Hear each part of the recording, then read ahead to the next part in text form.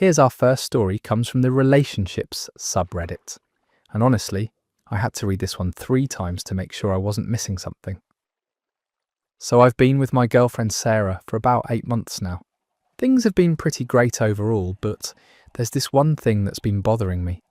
And I don't know if I'm overreacting or if this is actually as weird as I think it is. Sarah has this habit of collecting my hair. Not like keeping a strand in a locket or something romantic like that. I'm talking about systematically collecting my hair from our shower drain, my pillowcase, even plucking strands off my clothes when we're just sitting together watching TV. At first I thought maybe she was just being helpful, like cleaning up after me or whatever. But then I found a shoebox under her bed, filled with little plastic bags, each one labelled with a date and containing what looked like clumps of my hair. There were probably 30 or 40 bags in there, going back to almost the beginning of our relationship. Some of the bags had notes written on them like, "After his haircut," or "From the couch cuddle session." When I confronted her about it, she got really defensive and said I was violating her privacy by looking under her bed. I tried to explain that I was just looking for my charger and accidentally knocked the box over, but she wouldn't hear it. She said the hair collection was for a special project and that I should trust her. When I pressed her for details about what kind of project requires months of secretly hoarded hair, she just said it was a surprise and I was ruining it by asking questions. The thing is, everything else about our relationship is normal. She's sweet, funny, we have great chemistry, and up until this discovery, I was actually thinking about asking her to move in with me. But now I can't stop thinking about those little bags of hair with dates on them. Is this some kind of craft project I don't understand? Is she planning to make me a wig? Or is this crossing into seriously creepy territory? I've tried Googling girlfriend collecting boyfriend's hair, but all I get are articles about voodoo dolls and DNA testing, which isn't exactly reassuring. My friends think I should run, but part of me wonders if I'm just being paranoid about something that has a perfectly innocent explanation.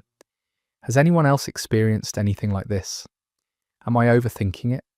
Or should I be concerned that my girlfriend has been secretly harvesting my hair for 8 months? That's where the story ends, and honestly, I don't even know where to begin with this one. The fact that she's been systematically dating and organising bags of hair for 8 months is beyond any normal craft project I can think of. The secrecy, the defensiveness when caught, and those detailed labels make this feel like something way more intense than a romantic keepsake. I'd be running for the hills, but maybe that's just me. Moving on to something that'll make you think twice about your family dynamics. This next story comes from the True Off My Chest subreddit. I need to get this off my chest because it's been eating me alive for weeks, and I can't tell anyone in my real life my family thinks I'm this successful, put-together person, but the truth is I've been living a complete lie for the past 2 years. It started small, but now it's spiraled so far out of control that I don't know how to fix it without destroying everything. 2 years ago, I got fired from my job at a marketing firm for repeatedly showing up late and missing deadlines. I was going through a really rough patch with depression and just couldn't get my life together. Instead of telling my family what happened, I panicked and told them I got promoted to a senior position with a big salary increase. I don't know why I lied. I guess I was embarrassed and thought I'd find a new job quickly and no one would ever have to know. But finding a new job took longer than expected. Weeks turned into months, and I was running out of savings fast. My family kept congratulating me on my success and asking about my fancy new office. My mum even bragged to her friends about how well I was doing. I felt trapped by the lie, so I kept it going. I started making up stories about important clients and business trips. I'd leave the house every morning dressed for work and spend the day at the library or coffee shops, applying for jobs and trying to figure out how to get out of this mess. The worst part is that my family started asking me for money. My brother needed help with his student loan payments, and my parents wanted to borrow money for home repairs. They figured since I was making so much more money, I could afford to help out. I couldn't say no without revealing the truth. So I started putting everything on credit cards. I helped my brother with 3 months of loan payments and gave my parents $4,000 for their kitchen renovation. Now I'm $30,000 in debt, still unemployed, and the lies keep getting bigger. Last month, my mum threw me a surprise party to celebrate my 2-year work anniversary and invited all our extended family. I had to sit there while everyone toasted my fake success and asked about my fake promotion opportunities. My uncle even asked if my company was hiring because he wanted to apply. I finally got a job offer last week, but it's an entry-level position, making barely half of what I claimed to be earning. If I take it, there's no way I can keep up the payments I've been making to my family or maintain the lifestyle they think I have. But if I don't take it, I'll lose my apartment and have to move back in with my parents, which would definitely expose everything. I've considered just disappearing and starting over somewhere else, but I can't abandon my family, even though I've already deceived them terribly. I've also thought about coming clean, but the thought of seeing the disappointment in their eyes and having to explain where all their money went makes me physically sick. My brother is counting on my help with his loans, and my parents already started their kitchen project. I know I'm a terrible person for letting it get this far.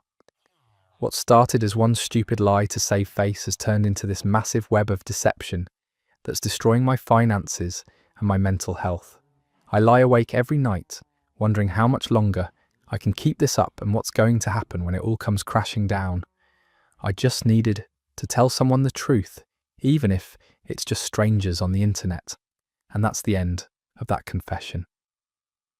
This is what happens when one moment of embarrassment snowballs into years of elaborate deception. The financial hole they've dug is almost as deep as the emotional one, and at this point, coming clean might actually be less devastating than continuing the charade. Sometimes the truth hurts less than living the lie. Our next story takes us into workplace territory that's so bizarre it almost sounds fictional. This comes from the malicious compliance subreddit. I work as a data analyst for a mid-sized insurance company. My boss, who I'll call Janet, is one of those micromanagers who needs to control every aspect of everyone's work.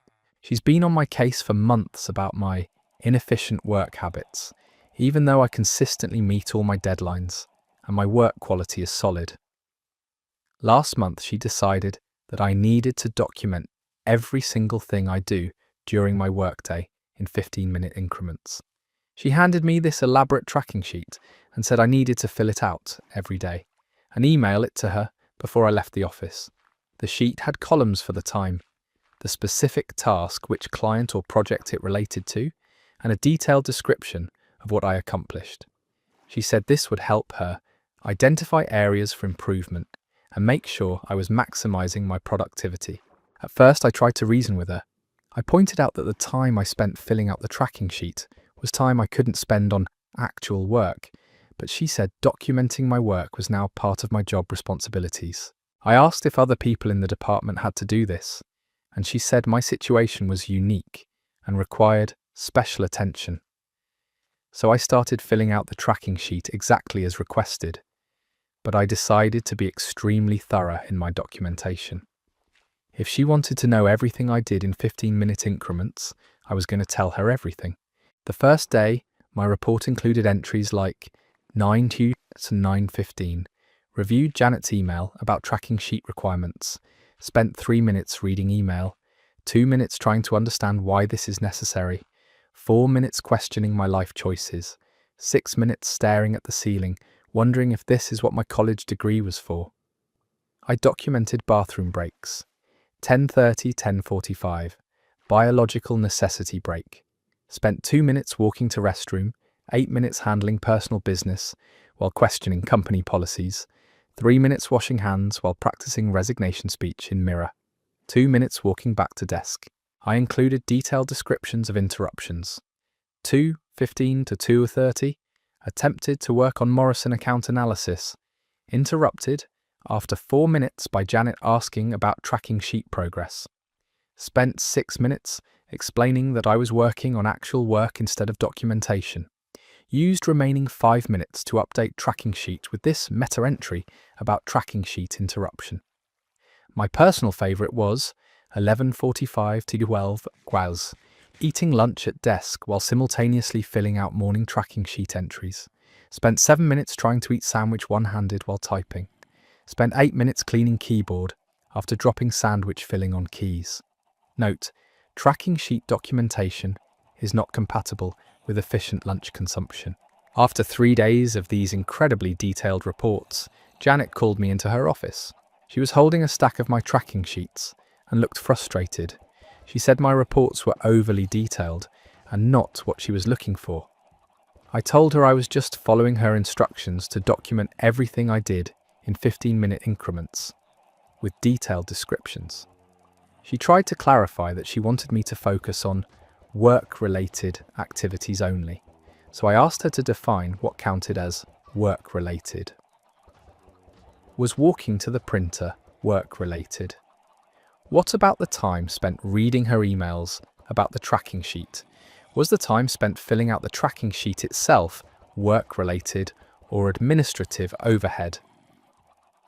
The more questions I asked, the more flustered she got. Finally, she said she was revising the tracking requirements and that I should just document major tasks and projects instead of every 15-minute increment. I asked if she wanted me to define what constituted a major task or if she would provide guidelines. 2 days later, she sent an email saying that the tracking sheet experiment was being temporarily suspended while she refined the process. That was 6 weeks ago, and I haven't heard anything about tracking sheets since. I still do my job exactly the same way I always have, meeting my deadlines and maintaining quality work. The best part is that Janet now avoids giving me overly detailed instructions about anything. Last week she asked me to work on the Henderson file, and when I started to ask for clarification about exactly what she wanted me to document and how she wanted me to track my time, she quickly said, "Just use your best judgment," and walked away. Sometimes the best way to deal with unreasonable requests is to follow them so precisely that their flaws become impossible to ignore. Janet wanted detailed documentation, and I gave her exactly that. Now my workday is much more peaceful, and I haven't had to fill out a single tracking sheet.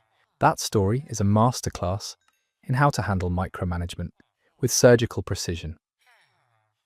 The beautiful irony of using someone's own unreasonable demands against them never gets old. Janet learned the hard way that sometimes you get exactly what you ask for, even when it's not what you actually wanted. Let's shift gears to something that hits a little closer to home for a lot of people. This next story comes from the family relationships subreddit and deals with some heavy generational trauma. I'm 28 years old, and I just found out that my entire childhood was built on a lie that my parents have been maintaining for decades. This discovery has completely shattered my understanding of my family, and I don't know how to process it or what to do next. Growing up, my parents always told me that my father's brother, my Uncle David, died in a car accident when I was 3 years old. They said it was too painful to talk about, which is why we never visited his grave or kept any pictures of him around the house. Whenever I asked questions about him, my mum would get emotional and my dad would change the subject. I learned to stop asking. Last month, I was helping my parents clean out their attic when I found a box of old photographs that had been shoved way back in a corner. Most of them were normal family photos, but there were several pictures of my dad with a man I didn't recognise. They looked close in age and had similar features, so I assumed it must be Uncle David. But what confused me was that some of these photos had dates written on the back that were from after I was born. Well after Uncle David was supposedly dead. I brought the photos to my mum and asked about the dates. She looked at them and went completely pale. She started stammering about how the dates must be wrong. Maybe they were taken before the accident and someone wrote the wrong year on the back. But her explanation didn't make sense because I could see myself as a toddler in the background of one of the photos. That night I did some internet searching. I found my Uncle David's Facebook profile. He's very much alive, living about 6 hours away. married with 2 kids of his own.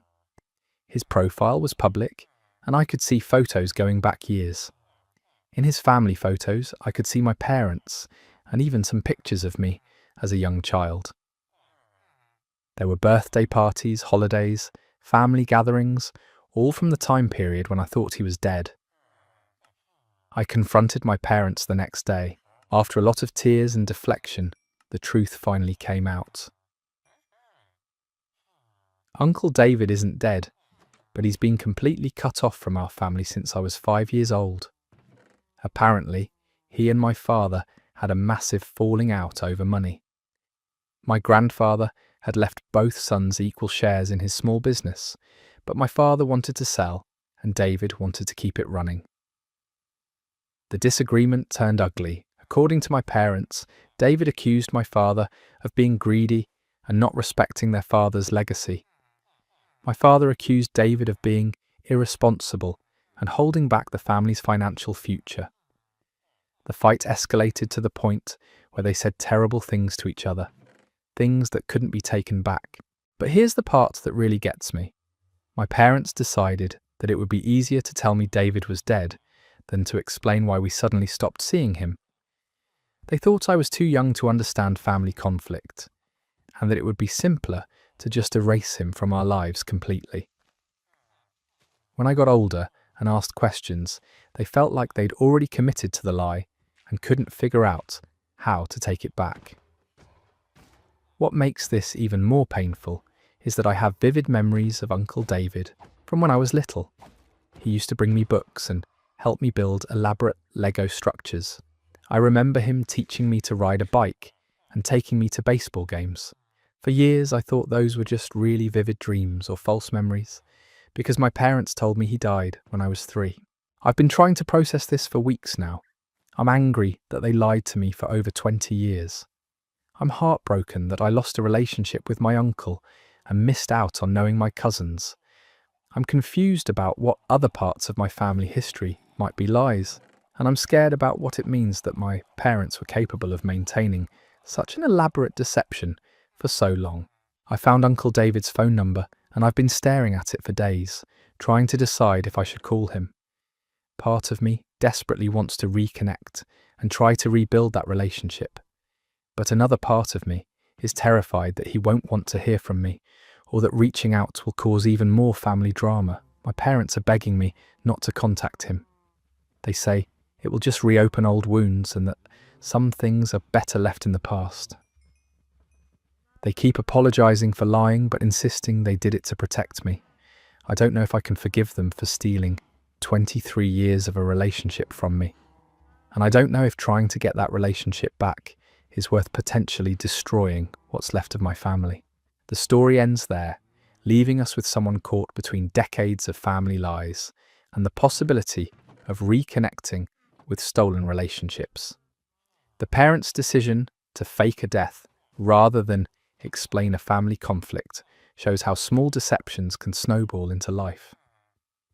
Altering lies, 23 years of believing your uncle was dead when he was actually just 6 hours away living his life, is the kind of betrayal that rewrites your entire understanding of your family. We're going to take a quick break from family drama and dive into something that happened in the dating world that's so awkward it's almost painful to read. This comes from the dating subreddit, and it's one of those stories that makes you grateful for every normal date you've ever been on. I went on what I thought was going to be a simple coffee date last Saturday with this guy I met on a dating app. His profile seemed normal enough. Decent job, nice photos, we'd been texting for about a week, and the conversation flowed pretty well. We decided to meet at this cute little coffee shop downtown at 2 in the afternoon. Nothing fancy, just a casual first date to see if we clicked in person. I got there a few minutes early and grabbed a table near the window. He showed up right on time, which I appreciated, and at first everything seemed fine.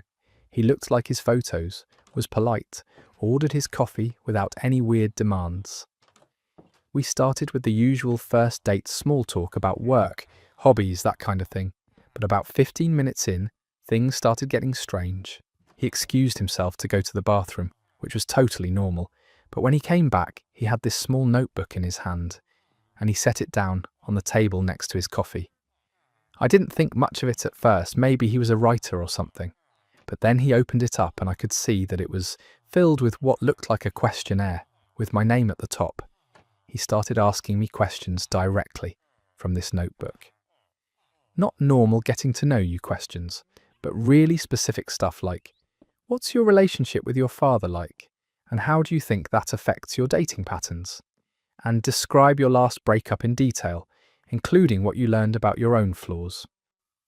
I tried to laugh it off and asked if he was conducting an interview, but he said he believed in being efficient with his time and wanted to make sure we were compatible before investing in a second date. The questions kept getting more personal and weird. He asked about my credit score, my 5-year plan, whether I wanted kids, and if so, how many, and what parenting style I preferred. He was literally taking notes on my answers. When I said I wasn't comfortable with the formal questioning, he said he appreciated my honesty and wrote something down in the notebook. Then he pulled out his phone and started what I can only describe as a PowerPoint presentation about himself. He'd prepared slides with bullet points about his career goals, his workout routine, his family background, and his relationship philosophy. Twice. He was swiping through these slides while talking about his accomplishments and showing me graphs of his personal growth over the past 5 years. The presentation lasted about 20 minutes. During this time, other people in the coffee shop were definitely staring. I was so shocked by the whole thing that I just sat there listening because I couldn't figure out how to escape without being rude. When he finished, he asked if I had any questions about his presentation and whether I'd like to schedule a follow-up meeting to discuss next steps. I told him I needed to think about it and that I had somewhere else I needed to be. He seemed disappointed but said he understood that I needed time to process all the information he'd shared. He asked if I could email him my answers to the questions I hadn't finished answering, and he handed me a business card with his contact information. As I was getting ready to leave, he pulled out a folder and handed me what he called a date summary packet. It included a printed copy of his presentation slides, a list of restaurants he'd pre-researched for potential second dates with Yelp ratings and price ranges, and a feedback form for me to fill out rating different aspects of our interaction. The feedback form had categories like physical attraction, conversation quality, future potential, and areas for improvement. There was a section at the bottom where I was supposed to write suggestions for how he could enhance his dating performance. He said he'd been using this system for several months and had gotten valuable feedback from other women that helped him optimize his approach. I took the packet because I was too stunned to refuse it, said goodbye, and practically ran out of that coffee shop. When I got home, I actually read through the whole thing because I couldn't believe it was real. His presentation slides included pie charts showing how he allocated his time between work, fitness, personal development, and social activities. The restaurant list had detailed notes about which places were best for different types of conversations and relationship milestones. He texted me that evening, asking if I'd had a chance to review the materials and when I might be able to provide my feedback. I didn't respond, but he followed up a few days later with a link to an online survey he'd created for streamlining the feedback process. The survey had over 30 questions and asked me to rate everything from his appearance to his presentation skills on a scale of 1 to 10. I finally texted him back, saying I didn't think we were a good match, and he replied asking if I could specify which compatibility areas were problematic so he could address them for future dates. When I didn't respond to that, he sent me a message saying he respected my decision, but hoped I would still consider filling out the feedback form because continuous improvement was important to him. That was 2 weeks ago, and I'm still processing the whole experience. I've been on plenty of awkward first dates, but I've never encountered anything quite like a formal business presentation with supporting materials and homework assignments. I almost feel bad for the guy because he was clearly putting a lot of effort into dating, but it was like he was trying to solve romance with spreadsheets and data analysis. That's the end of that disaster, And honestly, I don't even know where to start. This guy turned a coffee date into a quarterly business review, complete with performance metrics and action items. The fact that he had a whole system with feedback forms and follow-up surveys makes me think this wasn't his first time trying to optimize human connection through corporate methodology. I'm genuinely curious about what kind of feedback he was getting from other women and whether anyone ever actually filled out those forms. Next up, we have a story that starts with a simple family dinner and ends with a revelation that changes everything. This comes from the Confession subreddit. I've been keeping this secret for 6 months, and it's destroying me from the inside. I need to tell someone what happened, because I can't carry this alone anymore. But I can't tell anyone in my real life without ruining multiple families and destroying relationships that have existed for decades. It started at my mum's birthday dinner back in March. My whole extended family was there. Aunts, uncles, cousins, the works. We do this big family gathering every year for my mum's birthday, and it's always been one of those warm, chaotic affairs where everyone catches up and reminisces about old times. This year felt the same as always, until my Uncle Jerry had a few too many drinks and started telling stories about the old days. Uncle Jerry is my mum's younger brother, and he's always been the family storyteller. When he gets a few beers in him, he starts sharing memories from when they were kids, funny stories about my grandparents, that kind of thing. Everyone loves hearing his stories because he's got this great way of bringing the past to life. But that night, he told a story that made my blood run cold. He was talking about when my mum was pregnant with me, how excited the whole family was about the first grandchild. He mentioned how my dad was deployed overseas during most of the pregnancy, and how hard it was for my mum to go through that alone. None of this was new information.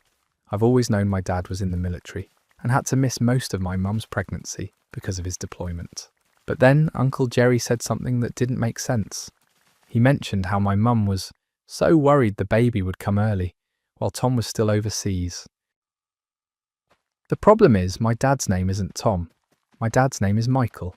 When I was born, he'd been back from deployment for 2 months. I thought maybe Uncle Jerry had just mixed up names or gotten confused because of the alcohol. But then he kept going with the story, talking about how relieved everyone was when Tom made it back just in time. He mentioned specific details about this Tom person, how he was tall with dark hair, how he worked construction, how he and my mum had dated all through high school. I tried to catch my mum's eye during this story, but she was staring down at her plate with this expression I'd never seen before. She looked terrified. When Uncle Jerry finished the story, there was this weird silence at the table before someone quickly changed the subject. But I couldn't stop thinking about what I'd heard. After dinner, I pulled my mum aside and asked her about Uncle Jerry's story. I tried to play it off casually, like I was just curious about family history. But the moment I mentioned the name Tom, she went completely white. She started stammering about how Uncle Jerry gets confused when he drinks, how he mixes up old stories, how I shouldn't pay attention to his rambling. But her reaction told me everything I needed to know. This wasn't confusion or mixed up memories. There really was someone named Tom, and my mum didn't want me to know about him. I spent the next few weeks doing research, looking through old photos, checking social media, trying to piece together what Uncle Jerry's story meant. I found him. Tom Radley graduated from my mum's high school the same year she did. I found their prom photos together on an old classmate's Facebook page. I found a wedding announcement in the local newspaper from about a year before I was born. Tom Radley married Jennifer Walsh, who is definitely not my mum. But in the wedding photo, Tom looks exactly like me. Same dark hair, same jawline, same build. It was like looking at a photo of myself in a tuxedo. I kept digging and found more pieces of the puzzle. Tom and Jennifer got divorced about 2 years after they married. Around that same time, there are several photos on social media showing Tom and my mum together at various events. Not romantic photos, just group shots from parties and gatherings, but they're clearly spending time together. The timeline started making sense in a way that made me sick to my stomach. My parents got married when I was 6 months old. I always thought it was kind of romantic that they had a small wedding with me there as a baby, but now I'm wondering if they got married because my mum got pregnant with me, and if the man I've called Dad my entire life isn't actually my biological father. I haven't been able to look at my dad the same way since I figured this out. He's been such a good father to me, always supportive, always there for every game and school event. If he's not my biological father, that makes his love and dedication even more meaningful, but it also means my entire life has been built on a lie. The worst part is wondering if my dad knows. Has he been raising another man's child for 28 years, knowing the truth? Or does he think I'm his biological son? I can't decide which scenario is worse. If he knows and never told me, I feel betrayed. If he doesn't know, then I'm carrying information that could destroy him. I've thought about getting a DNA test, but I'm terrified of what it might confirm. I've thought about confronting my mum again, but I don't know if I'm ready for the conversation that would follow. I've even considered reaching out to Tom, but I have no idea what I would say or if he even knows I exist. This secret is eating me alive. Every family gathering feels fake now. Every time my dad talks about how proud he is of me, or mentions how much I look like his side of the family, I feel like I'm participating in some elaborate deception. I love my dad, and I don't want to hurt him, but I also feel like I deserve to know the truth about where I came from. I don't know what to do with this information. Part of me wants to just forget what I learned and go back to my normal life, but I can't unsee the resemblance to Tom or unhear Uncle Jerry's story. I'm stuck between wanting to protect my family and needing to know who I really am. This story cuts deep because it's about the foundations of identity being shaken by a drunk uncle's loose tongue. 28 years of family history suddenly becomes questionable because of one misplaced name in a story. The author is trapped between potentially devastating truth and comfortable lies, and there's no way forward that doesn't risk destroying someone they love. Sometimes family secrets stay buried for good reasons, but once they start surfacing, there's no putting them back. Our final story today comes from the Workplace Drama subreddit, and it's proof that office politics can get absolutely unhinged when people have too much time and too little supervision. I work at a marketing agency that prides itself on being innovative and creative. We have all the typical startup culture stuff: open floor plan, ping pong table, free snacks, casual dress code, that whole thing. For the most part, it's actually a pretty good place to work. The projects are interesting, the pay is decent, and my co-workers are generally cool people.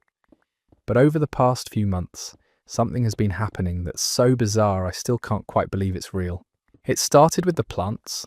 Our office has always had a bunch of plants around to make the space feel more welcoming and natural. Nothing fancy, just some basic office plants that don't require much maintenance. About 4 months ago, people started noticing that the plants were looking unusually healthy and vibrant, like suspiciously healthy.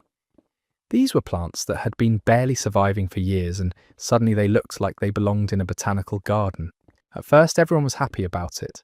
The office looked better, the air felt cleaner, and it was nice to work in a space that felt more alive. But then weird things started happening. People would come in on Monday mornings and find that their desk plants had been moved to different locations overnight. Nothing was damaged or missing. The plants were just in completely different spots than where people had left them on Friday. Then we started finding notes, little handwritten cards tucked into the plant pots with messages like "Philodendron prefers indirect light," or "This succulent needs better drainage." The handwriting was neat and precise, and the advice was actually really good, but no one knew who was leaving them. When people asked around the office, everyone denied writing the notes. The plant situation escalated when people started finding new plants on their desks that they definitely hadn't bought. Someone would leave work on Friday with their usual small cactus and come back Monday to find a beautiful fiddle leaf fig in a matching ceramic pot sitting next to their computer. These weren't cheap plants either. We're talking about expensive specimens that would cost hundreds of dollars at a nursery. Management initially thought it was some kind of team-building initiative that HR had organised without telling them. But when they asked HR about it, no one knew anything about a plant programme. The facilities manager was equally confused, insisting that he hadn't ordered any new plants or hired anyone to maintain the existing ones. People started getting paranoid about who was behind the plant mystery. Some thought it was a secret admirer situation. Others wondered if it was some kind of elaborate prank. A few people even suggested that maybe the company was being targeted by an eco-terrorist organisation that was trying to turn our office into a jungle for environmental reasons. The situation got really weird when people started finding plants in impossible locations. Someone discovered a fully grown snake plant in the supply closet that definitely hadn't been there the day before. Another person found a hanging planter in the bathroom that required professional installation. The plants kept appearing in places that would require after-hours access to the building and knowledge of where to find electrical outlets for grow lights. Security footage didn't help solve the mystery. The cameras would show empty areas one day and fully decorated plant displays the next, but somehow never captured anyone actually moving or installing anything. It was like the plants were materializing out of thin air during the night shift when the building was supposedly empty. Then last month, things took an even stranger turn. People started receiving personalized plant care schedules delivered to their email addresses. Detailed instructions about watering, fertilizing, pruning, and repotting, customized for the specific plants that had appeared at their workstations.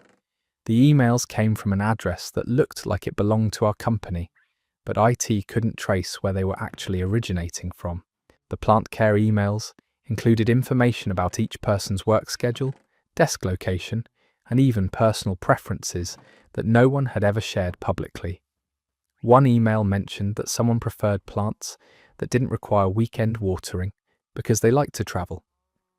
Another suggested switching to a different type of plant because the recipient had mentioned being allergic to certain pollens in a casual conversation months earlier.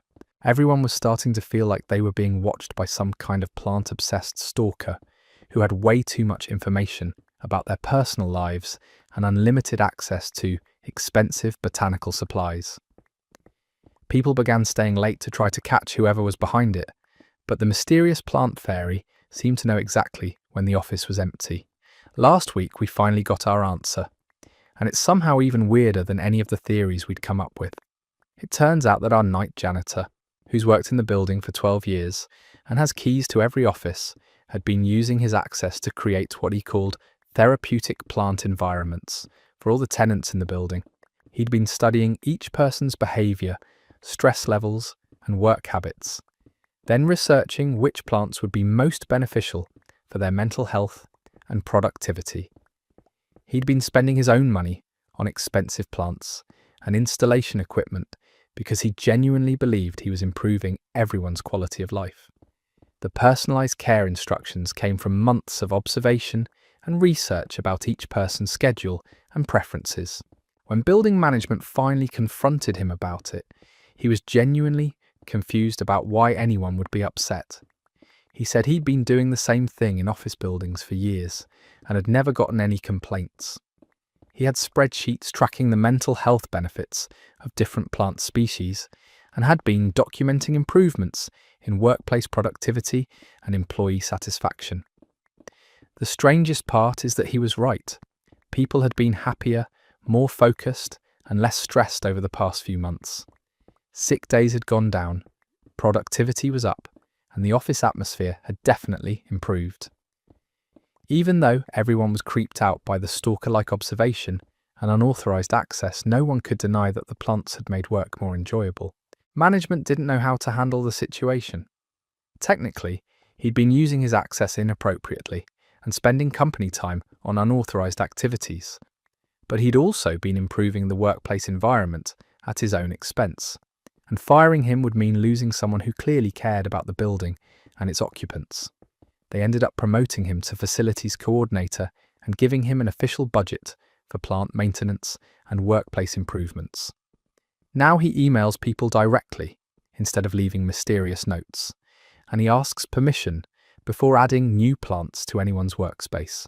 He still knows an unsettling amount about everyone's personal habits, but at least now it's part of his official job description.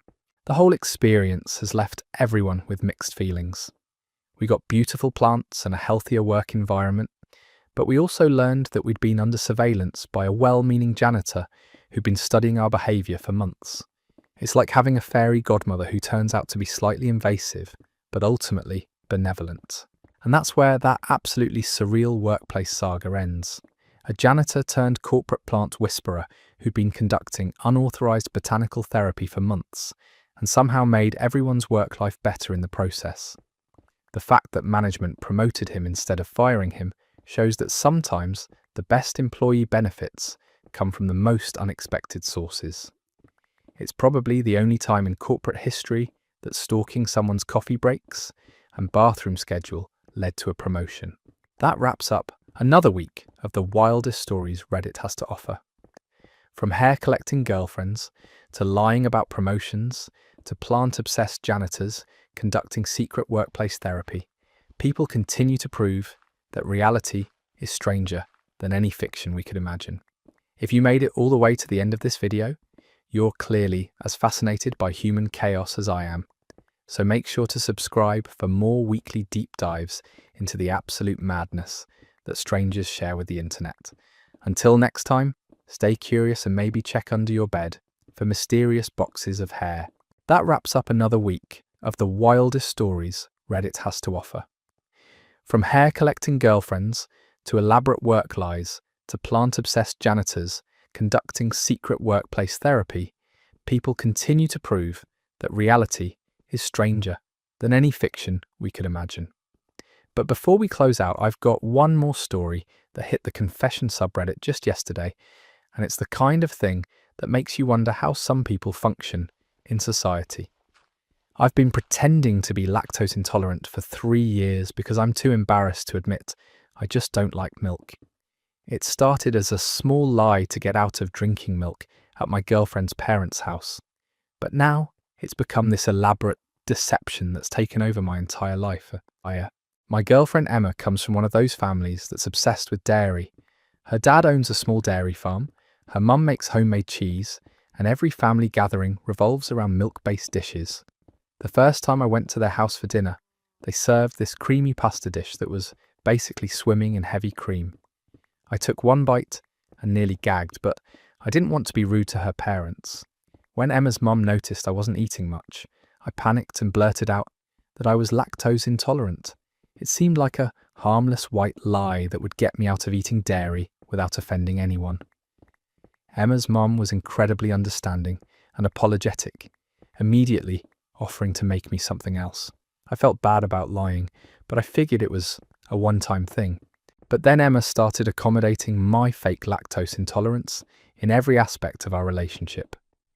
She switched to buying lactose-free milk for our apartment, started checking ingredients on everything she cooked, and would warn servers at restaurants about my condition when we went out to eat. I kept meaning to come clean, but the longer it went on, the harder it became to admit I'd been lying. The deception escalated when we moved in together. Emma's entire grocery shopping routine changed to accommodate my fake dietary restriction. She'd spend extra money on lactose-free alternatives, read labels obsessively, and feel terrible whenever she accidentally bought something with dairy in it. I watched her stress about my fake condition and felt like a complete monster, but I was in too deep to back out. Things got really complicated when Emma started researching lactose intolerance to better understand what I was going through. She learned about different severity levels, enzyme supplements, and various symptoms. She'd ask me detailed questions about my digestive issues and comfort levels with different types of dairy. I had to start making up symptoms and reactions to maintain the lie. The worst part is that I actually had to start avoiding dairy even when Emma wasn't around, because she'd notice if I seemed perfectly fine after eating pizza or ice cream with friends. I've missed out on so many foods I actually enjoy because I was afraid someone would see me eating dairy and report back to Emma. I've turned down birthday cake at office parties and pretended to have stomach problems after accidentally eating something with milk in it. Last month, Emma surprised me by setting up an appointment with a gastroenterologist to help manage my lactose intolerance better. She was so proud of herself for being proactive about my health, and I had to sit through an hour-long consultation where I lied to a medical professional about fake symptoms. The doctor prescribed enzyme supplements and gave me dietary advice for a condition I don't actually have. Emma has started talking about us getting married and having kids, and she's concerned about whether our children might inherit my lactose intolerance. She's been reading about genetics and asking questions about my family's history with dairy sensitivity. I've had to make up stories about my relatives having digestive issues to support my lie. The breaking point came last week when Emma organised a surprise birthday party for me at a lactose-free restaurant. She'd spent weeks researching places that could accommodate my fake dietary needs and had coordinated with all our friends and family to make sure no one brought dairy-containing gifts or treats. Watching her put so much effort into something based on a lie I told 3 years ago made me feel sick with guilt. I've been trying to figure out how to come clean without destroying our relationship. How do you tell someone you've been lying about a medical condition for 3 years?